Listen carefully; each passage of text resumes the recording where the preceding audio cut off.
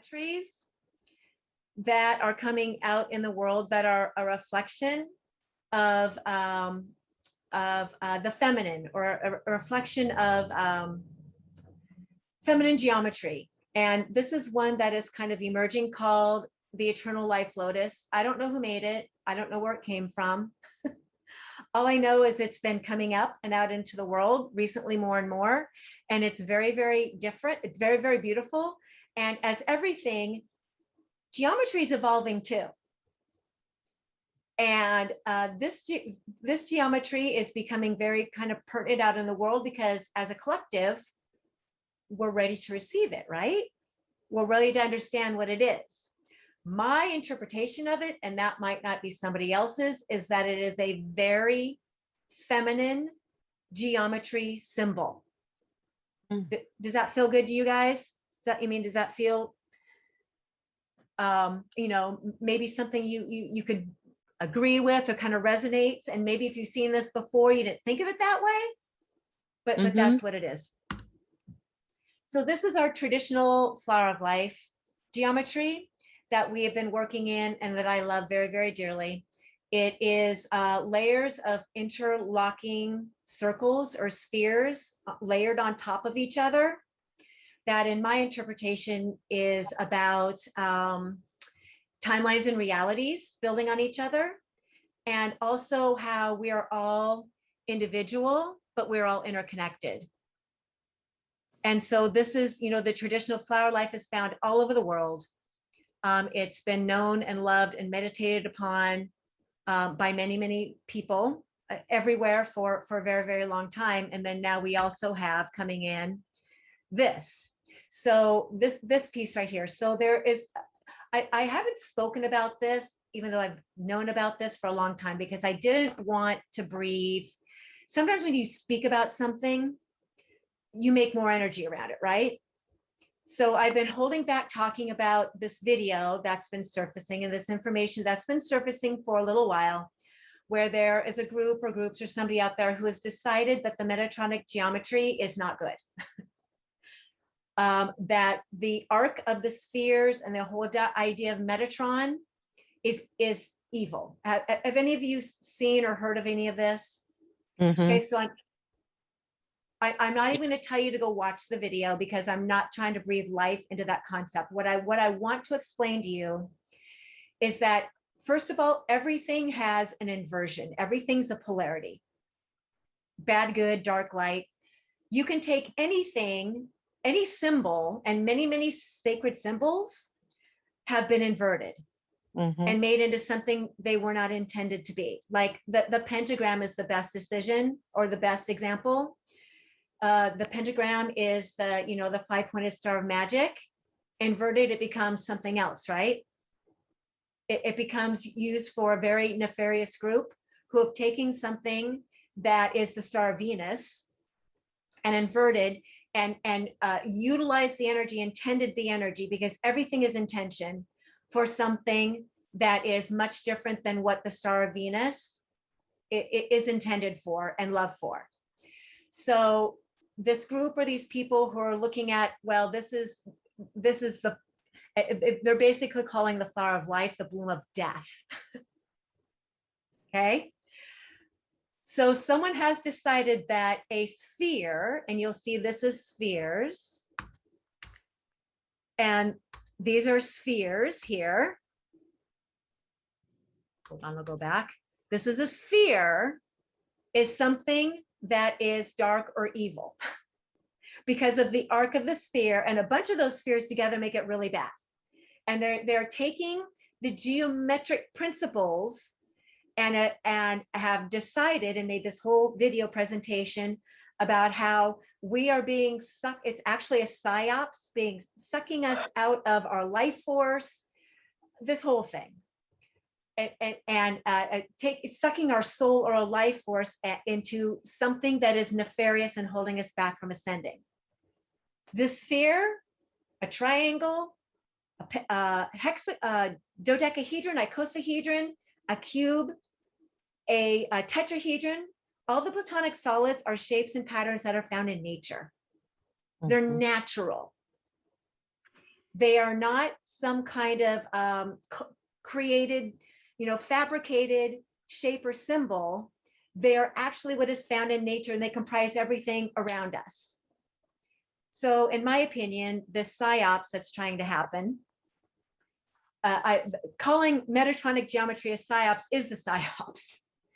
Because think about how many people who have been utilizing sacred geometry for hundreds of thousands of years, have it tattooed on their body, are utilizing it in some way for manifesting, creating in the world, who now have to look at, oh my God, I've been believing in a psyops. What's wrong with me? I have to think about the mind fuck that is going on in the collective as this information is trying to go out.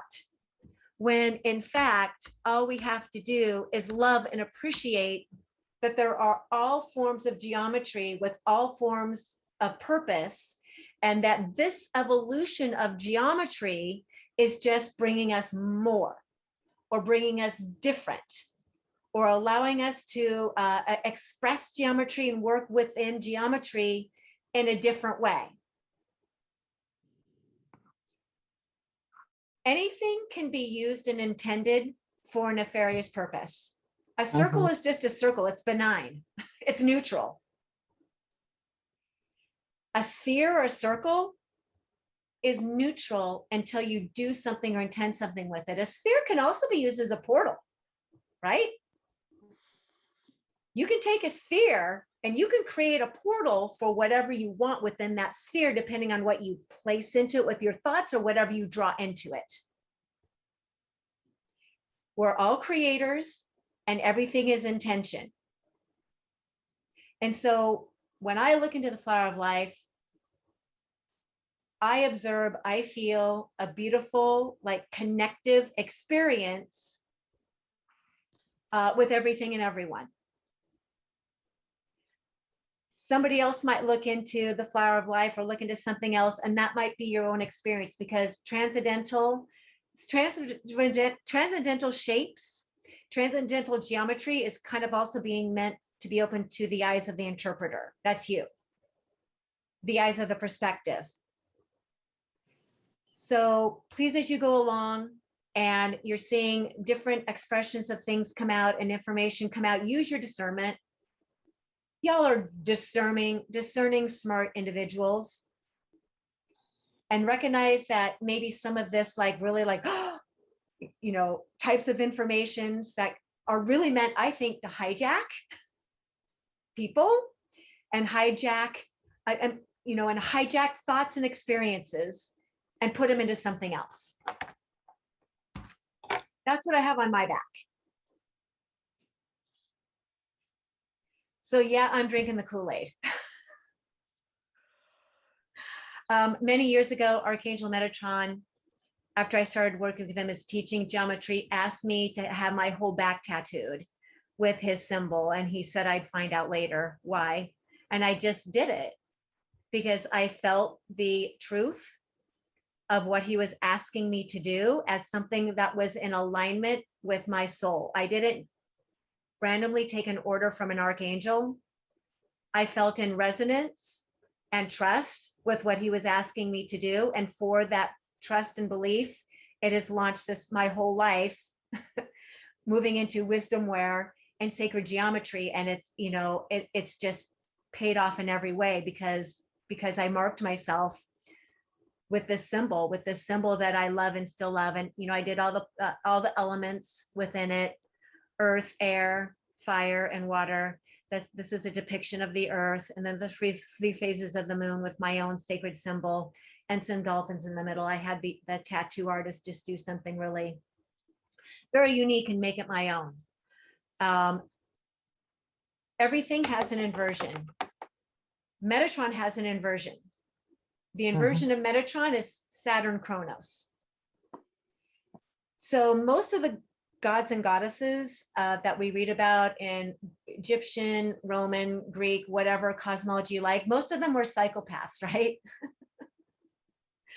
Most of the stories are of these psychopathic gods and goddesses doing these really terrible things to each other and to humans. Mm. Because the inversion, the mythology, for those of you who love mythology, mythology has many, many layers. Mythology has the layer you read in a book or in a story, you go, wow, that's some crazy shit. Like, that's insane. That's the first level of mythology. But as you start to go deeper into these archetypes and into these stories, you might start to recognize that even the stories from the Bible, okay, what you read is that story of Noah or whoever, that's the top surface layer of that being and of the story of that being. The wisdom when it comes to geometry or when it comes to mythology is going deeper into that story, into that layers and that archetype, and seeing the layers and the stories underneath the stories and how complex they are and how they are to give us teachings and wisdoms. This is what the ancient mystery schools were all about.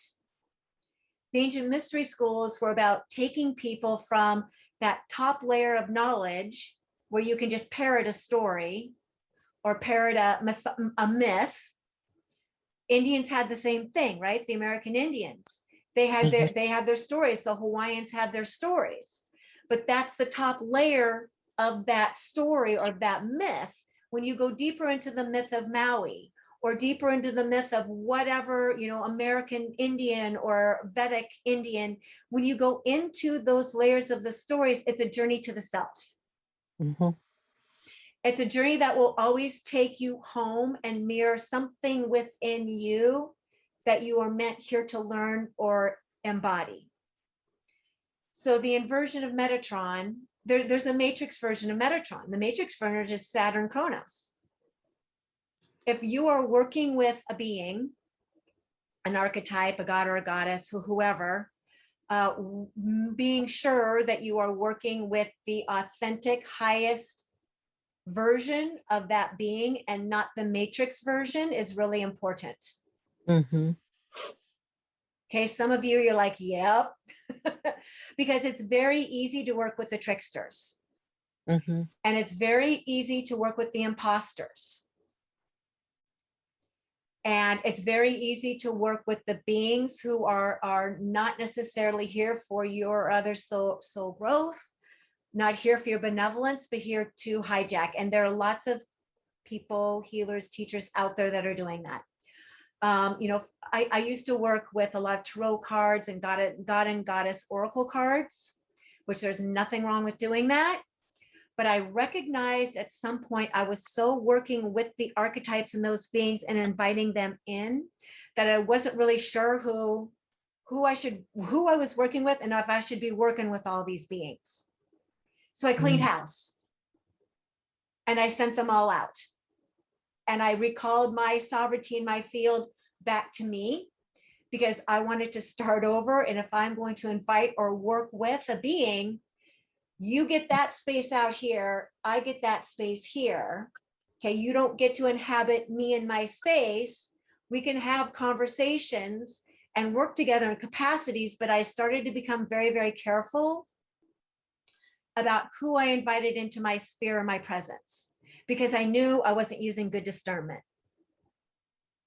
And I knew I wasn't using good discernment because of what was showing up in my life, who I was attracting to my life, and the thoughts in my head. Okay, so I cleared that out. I cleaned that out. And even me working with Metatron and I have an understanding because I don't give him permission to come in and be me or be in me. Yamaya, who is very important to me, she is a guide. She is a mentor.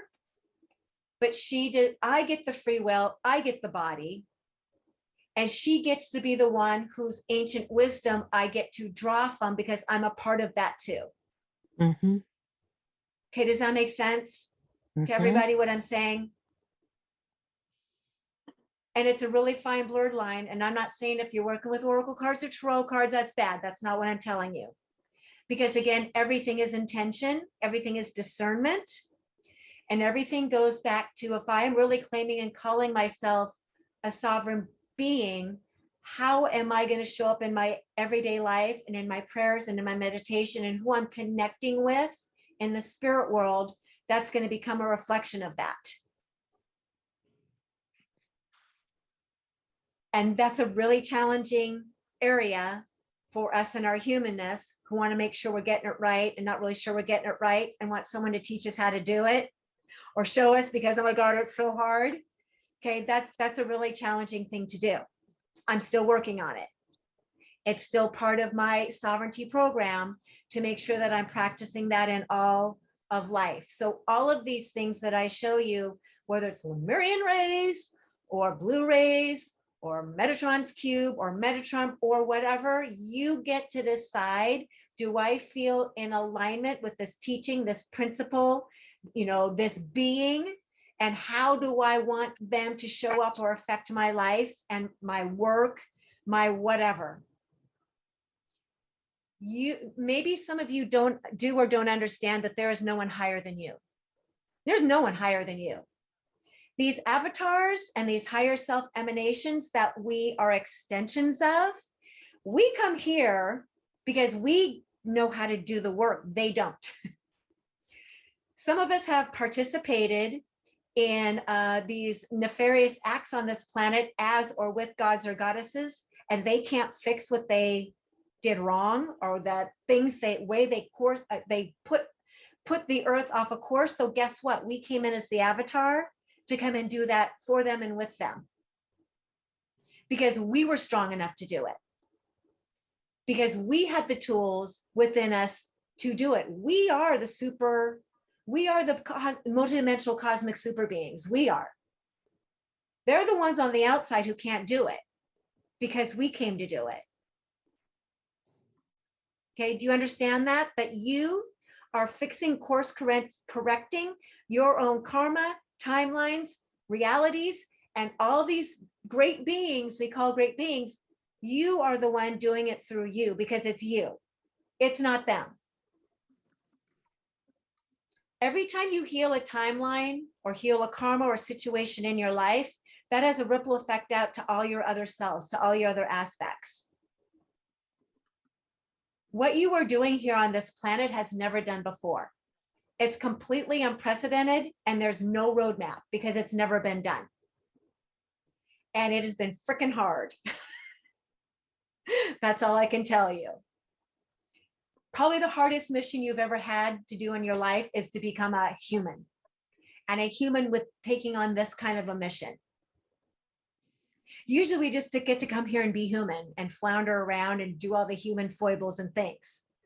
In this time on this reality, your mission is much, much different.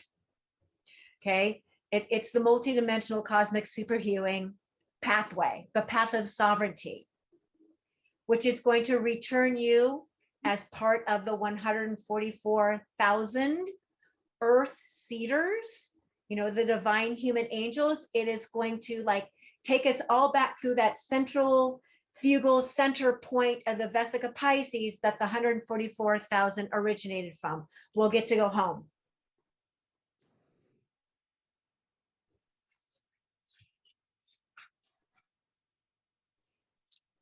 Any thoughts or comments on that? It's been hella hard. Did I freak you out? It's been very difficult this lifetime. Yes. Yeah. And so much work to do. Yeah. So I truly believe that it's been really hard. So much work to do. Yep. And we're doing it all in this. We have this super compacted one lifetime. Yeah. And what the good news is? Oh, go ahead. Saved it all up for this life to do it. And yeah. The thing is, we just have to listen to our intuition and listen to our sovereignty, because it's like you said, it's not that being telling you what to do. You came here for the purpose. You know what your purpose is. It's getting in touch with that, feeling it, and really surrendering, trusting, and having patience. Yes. And acceptance that this is who you are, and it's your time to shine the light that you are in this world. It is your time. It is our time to do that, to heal the world. on an evolutionary and ecological scale. That's Yeah. just what it is. And all this other stuff is nonsense. It really is just nonsense. All this nefarious inverting of these things and Yeah. that. We have to have our own, our own wisdom to know that's BS. Mhm. That's nonsense. Don't buy into that. Don't subscribe So- to it. Yeah, not at all. Yeah, we're always here to balance things out because of the fourth hermetic principle, which is polarity. Mhm. And so the good energies, the bad energies is the same stream. So, Yeah. Yes. Right? So it's Two sides of the same coin. Yep, it's the same energy stream. So we need to just, we're balancing things out this lifetime. That's what we're doing. And Yes. helping with all these new paradigms and all that. But that's what we have here is polarity, unfortunately. Yeah. So- I mean, this is a polarity. This is a dualistic, contrastic place. Yeah. And so the goal now, or the object now, is like just going like, you know what? I prefer this over that. Exactly. That's there. I see it. No judgment. I'm going this way. This Yeah. is the path I'm taking. That law of non-judgment, and recognizing that every soul here has its own soul assignment, soul mission, soul contract, soul path, and we just have to mind our business and stay in our own lane and make a choice. And I love the spirals in this piece too. And look at everything that's available to us, because there's so many pathways up the mountain, right? Not one, Yeah. there's 8 billion. And But choose. isn't it? I was gonna say, but isn't it so beautiful? I mean, because I get you, the hard, oh shit, the hard, but in the compulsion, and I use that word literally, the compulsion to keep going, Yeah. because it's not seeing what's in front of us, but seeing the possibility, the potential, the what really Yes. is. And that, yeah, I love that flower of life, because as we take on that sovereignty, as we learn that, as we adjust, as we come together in ourselves, and people, they recognize that they don't have to know what it is, but they recognize that, and the flower gets bigger and bigger and bigger. Yeah, right. The flower expands and expands and expands. Yes, and it doesn't happen until we ourselves, that self-sovereignty, that self-love, that acceptance of all that Yeah. we are, and it solidifies our place. Yeah. Mm. Before we do our meditation, I think we should take a little 5-minute stretch break and Yeah. potty break if you need it. Oh, sorry. Um, I'm losing you. I'm still here. We're going to take go ahead and mute yourselves. We're going to do a stretch break, just 5 minutes, and then we'll come back in and kind of recircle our energy and start the meditation.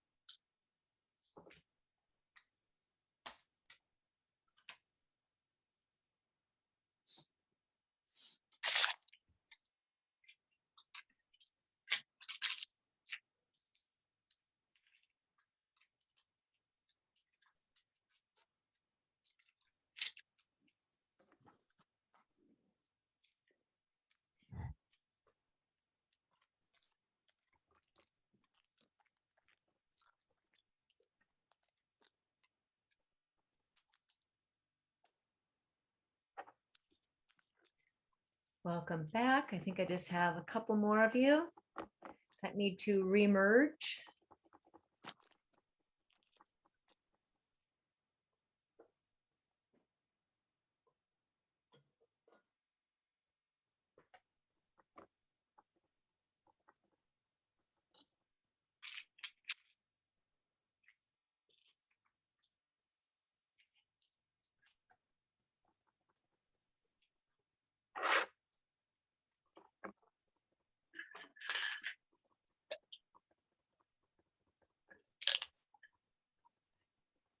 Okay, I think we can get going.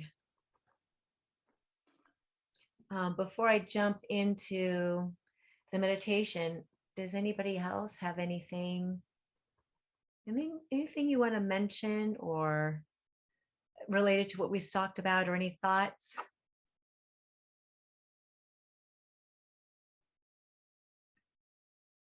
Everybody good? I do. Okay. I would love to make a comment. I just started hearing about all this Metatronic distortion, how the flower of life is bad and all this kind of stuff. And I want to tell you, it kind of scared me because I've worked with Metatron, Archangel Michael, and all those energies.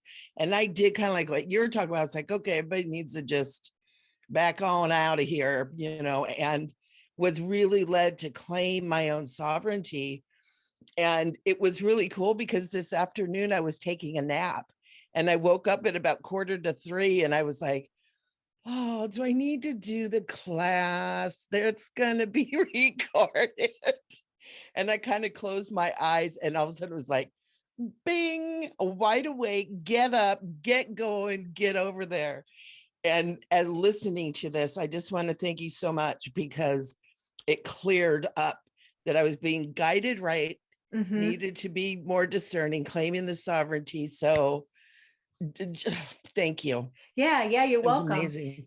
And when this kind of information comes out, it's upsetting because all of a sudden you doubt yourself, or it makes you feel like, oh my God, what have I done? What have I done? Right? Yep, exactly. Instead of, and there is truth that, kind of like I said before, there are matrix versions of every entity and energy. Yep. And, and I don't really know what the goal of these people who are doing these videos is, if they really have a concern or if they're creating a psyops. But, to have the wisdom to say, you know what, there's Metatron and then there's quasi-Metatron. Or there's inversions, and talk about, use your discernment to determine who you're acting with. Instead of saying it's all bad, saying there are versions and variations of it that, if you don't understand what you're tapping into, can be harmful to you.